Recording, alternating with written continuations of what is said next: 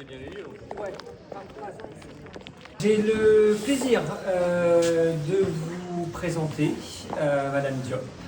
Alors Madame Diop qui est députée, qui travaille à l'Assemblée nationale. Et la plus grosse ville, en fait, c'est les Mureaux. Vous avez, quand vous êtes député, vous avez 8 commissions.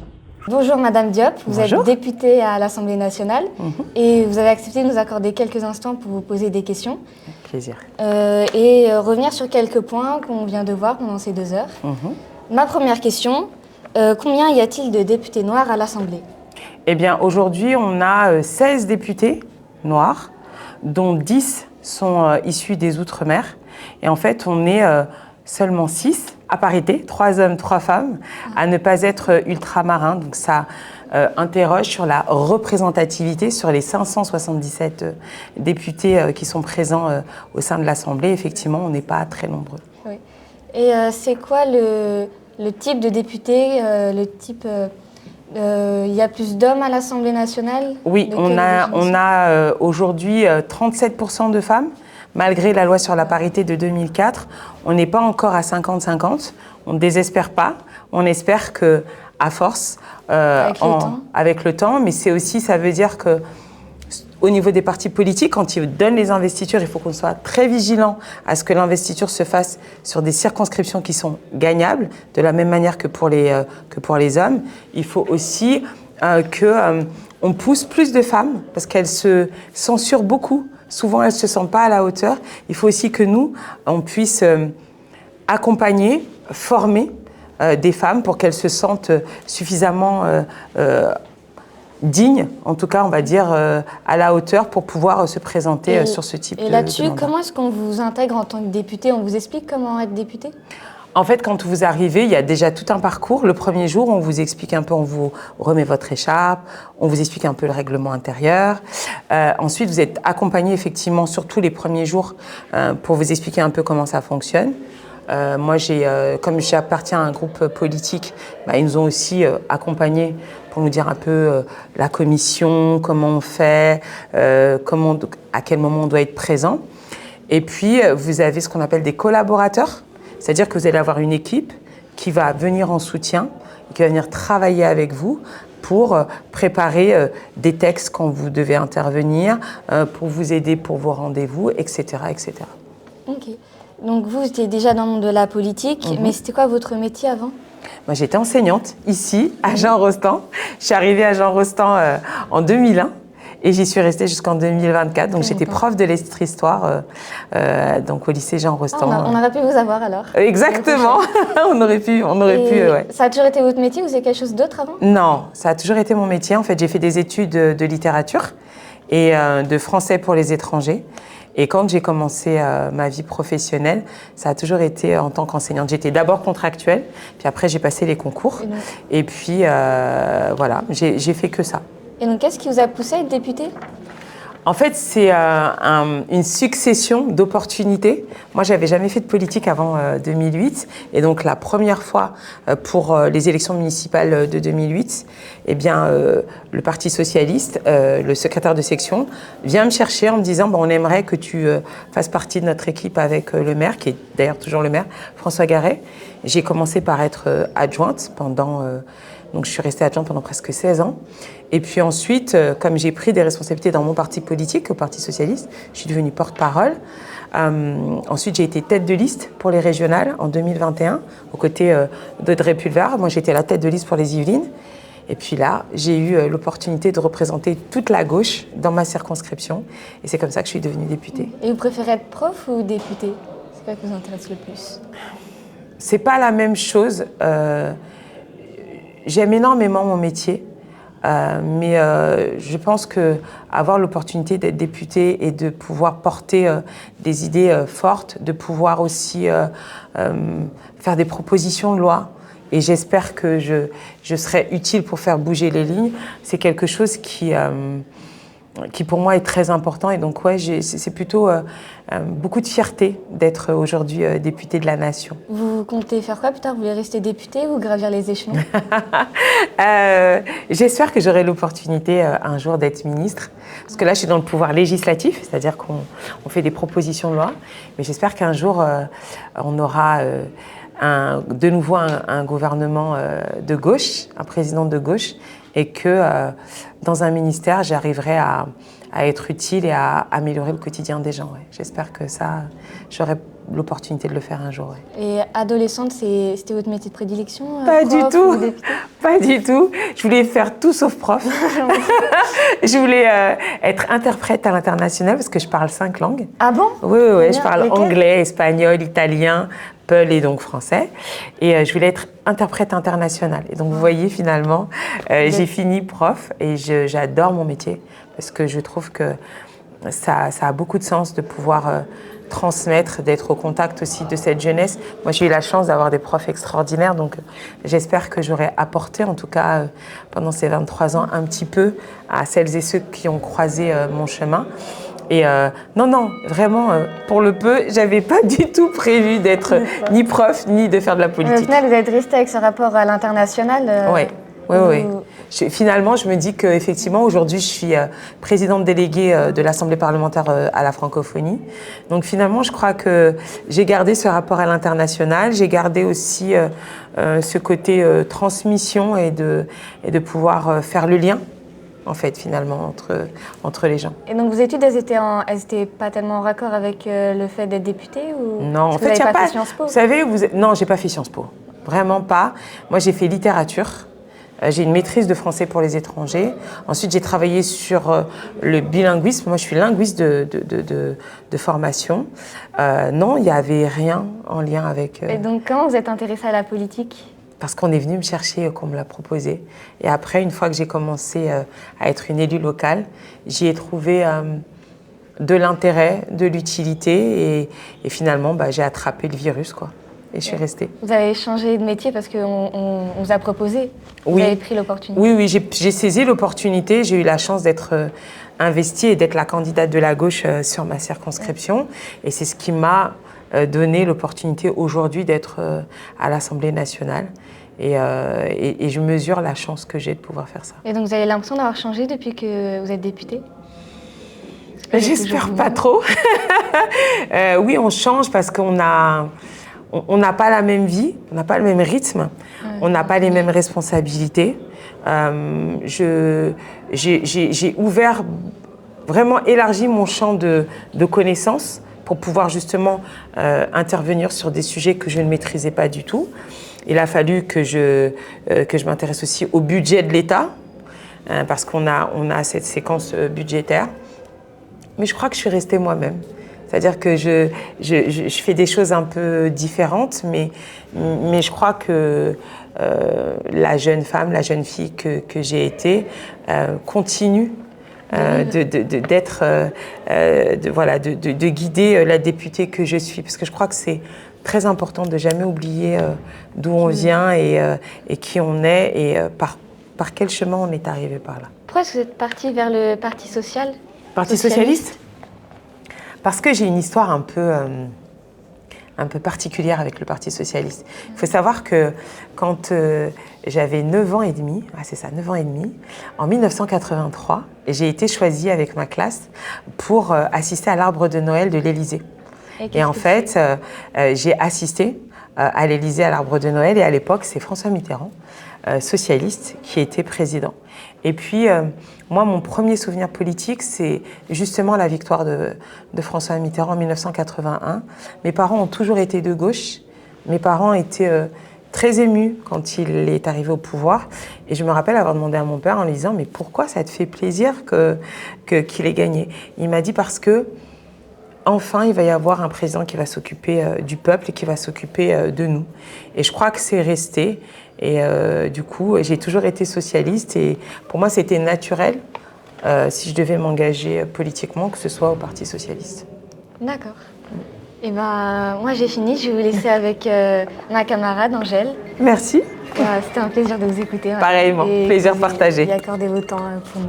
Merci à toi. Bonjour Madame Diop, merci de nous avoir accordé quelques minutes. Bonjour Angèle. Ma première question c'est qu'est-ce qui vous a motivé à vous engager en politique?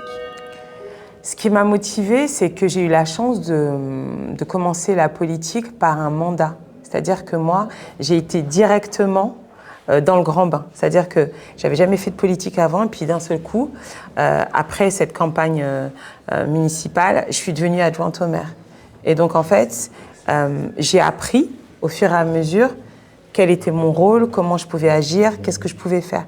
Et en fait, c'est ça qui petit à petit m'a montré que faire de la politique, notamment en étant une élue locale, eh ben, ça pouvait être utile et ça pouvait avoir de l'impact sur les gens. Et c'est ce qui m'a toujours guidée jusqu'à aujourd'hui. Je me dis, faire de la politique, il faut que ce soit utile et que ça puisse aider les gens. Quel a été votre parcours avant de devenir députée? Avant d'être députée, en fait, j'étais enseignante, donc ici, à Jean Rostand.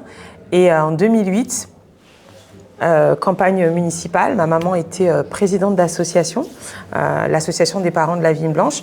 Moi, je l'aidais à gérer un certain nombre de choses. Et puis, du coup, comme j'étais sa fille et que j'étais une figure un peu connue de la ville, ils m'ont proposé de rejoindre leur équipe. Et c'est comme ça que j'ai rejoint la mairie des Mureaux. Et en 2013, il y a eu, avant les autres, la nouvelle élection municipale, j'ai pris ma carte au Parti socialiste. Et en 2015, j'ai été candidate pour les régionales, d'abord. Et après, en 2018, j'ai intégré ce qu'on appelle la direction nationale du parti. C'est-à-dire que j'ai fait partie de celles et ceux qui prennent les décisions au Parti socialiste. Et après, au bout de 6 mois, j'ai été nommée porte-parole du parti, ce qui m'a donné aussi l'opportunité de faire beaucoup de plateaux télé, des débats, d'être repérée aussi. Et puis, 2021, je suis tête de liste pour les élections régionales avec Audrey Pulvar pour les Yvelines. Et puis ensuite, j'ai continué. Et puis 2024, j'ai été désignée candidate de la gauche pour la 9e circonscription. Et puis au bout de 3 semaines, j'ai gagné. C'est incroyable.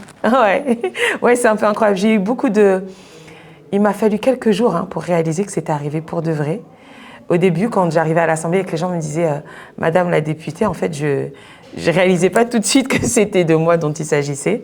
Et je crois que c'est vraiment un changement de vie et un changement une opportunité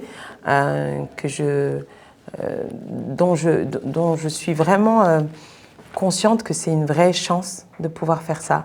Et de pouvoir représenter les gens et d'avoir l'opportunité de pouvoir influer un petit peu sur le cours des choses. Tout à l'heure, vous disiez que les jeunes peuvent aussi s'engager dans la politique. Mais est-ce que vous pensez que les jeunes d'aujourd'hui s'intéressent beaucoup à la politique? Moi, je crois que les jeunes font de la politique sans le savoir. Quand vous êtes un jeune engagé notamment pour des causes sur le climat, quand vous avez beaucoup de jeunes qui sont dans des associations aussi. C'est une autre forme de faire de la politique. La politique, c'est pas seulement être adhérent d'un parti, c'est aussi s'engager pour des causes sur une thématique qui vous tient à cœur et vous faites tout ce que vous pouvez pour que justement, dans ce domaine-là, les choses s'améliorent. Et moi, je crois qu'on a une jeunesse qui est très engagée, qui parfois se détourne des partis politiques parce qu'elle ne se sent pas représentée ou parce qu'elle ne comprend pas toujours aussi l'action des politiques. Et je crois que c'est aussi notre responsabilité que de vous expliquer à quoi sert ce que nous faisons et aussi de vous donner la possibilité de porter votre propre voix et de pouvoir justement vous exprimer en politique. Par exemple, moi, dans mon parti, mais dans beaucoup d'autres aussi, on a ce qu'on appelle un mouvement des jeunes socialistes. Et donc, à partir de 15 ans, vous pouvez être adhérent de ce mouvement, comme il y a des jeunes chez les Républicains, des jeunes chez les écolos, etc., etc. Et ça permet justement de former des jeunes à la politique à travers nos mouvements et de les aider justement à porter un certain nombre d'idées et à être entendus un peu partout. Est-ce que vous pouvez nous dire quelles lois vous tiennent à cœur? Les lois qui me tiennent à cœur, c'est une de celles que je voudrais porter, c'est une loi qui permet par exemple pour des gens comme mon papa qui aujourd'hui il est à la retraite. Il a cotisé pendant presque 45 ans pour la sécurité sociale. Là, encore aujourd'hui, il a des prélèvements obligatoires pour la sécurité sociale. Mais comme il est de nationalité étrangère, en fait, tous les 6 mois, il faut qu'il revienne pour ne pas perdre sa couverture sociale. Eh bien, j'aimerais porter une loi qui lui permet, comme lorsque vous êtes français, quand vous partez à l'étranger, vous pouvez y rester 10 ans, vous ne perdez jamais votre couverture sociale. Eh bien, moi, j'aimerais que mon père puisse être à la retraite tranquillement dans son pays d'origine, sans avoir à pointer tous les 6 mois et risquer de perdre sa couverture sociale. J'aimerais aussi qu'on porte une loi qui soit beaucoup plus large sur l'aide publique au développement, sur la solidarité internationale, qui nous permette aussi de rappeler que l'aide publique au développement, ce n'est pas seulement des projets où on soutient des pays, c'est aussi un outil d'influence de la France à l'étranger. C'est aussi un outil souvent de stabilité pour la paix. On fait par exemple aussi des missions pour lorsqu'il y a des scrutins, des élections, pour accompagner les pays pour que tout se passe bien et que la démocratie puisse s'exercer. Donc voilà, ce sont vraiment voilà, 2 exemples de lois que j'aimerais porter à l'Assemblée. Est-ce que vous pensez que les réseaux sociaux ont plus de pouvoir que le Parlement d'influencer l'opinion publique? Je crois que la façon de faire de la politique a beaucoup changé depuis l'arrivée des réseaux sociaux. Parce qu'en fait, vous avez une espèce de simultanéité et d'instantanéité de tout ce que vous faites, de tout ce que vous dites, qui peut être suivi par des millions de personnes, ce qui n'était pas le cas, ou très peu, il y a encore 15 ou 20 ans. Les réseaux sociaux, je suis d'accord, ça influence aussi l'opinion. On le voit d'ailleurs aujourd'hui, lorsque vous êtes parlementaire, vous avez un petit peu aussi l'obligation d'être sur les réseaux sociaux, de répondre, de poster ce que vous faites, de mettre en lumière aussi tout ce que vous faites, ce qui n'était pas le cas il y a encore 20 ans. Donc je crois que les réseaux sociaux, ils influencent notre façon de faire de la politique, mais à la fin, c'est toujours le Parlement, l'Assemblée qui a le dernier mot, puisque c'est en votant les lois qu'elles existent. Mais je crois qu'effectivement, ça a influencé et ça a aussi un peu modifié notre façon de faire de la politique. Vous avez été prof pendant 23 ans. 26. Que pensez-vous du système scolaire actuel? Je crois qu'il y a un certain nombre de choses qu'il faut travailler. Moi, je suis très attachée à l'école de la République parce que j'estime que c'est l'école de la République qui m'a donné l'opportunité de faire ce que je fais aujourd'hui.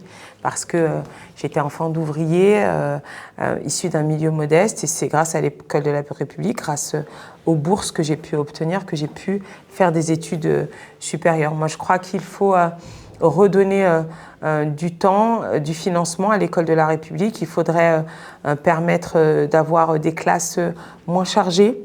Il faudrait aussi qu'on puisse accompagner d'autant plus et les enseignants et les élèves pour qu'ils puissent trouver leur place, pour qu'ils puissent faire des choix pour leur avenir, leur donner plus de place à la culture dans les parcours des élèves, parce que je crois que l'ouverture culturelle, rencontrer des artistes, avoir des résidences dans les établissements, ça forge aussi la personnalité, le citoyen ou la citoyenne de demain. Donc je crois qu'il y a de belles choses qu'on peut faire encore pour améliorer notre système éducatif, mais il ne faut jamais oublier qu'on a la chance d'être dans un pays où l'instruction est gratuite, elle est accessible à tous, et on a quand même cette opportunité qui n'est pas donnée à tous les enfants dans le monde, et je crois qu'il ne faut jamais l'oublier. Bon, merci d'avoir répondu. Merci à toi, Angèle.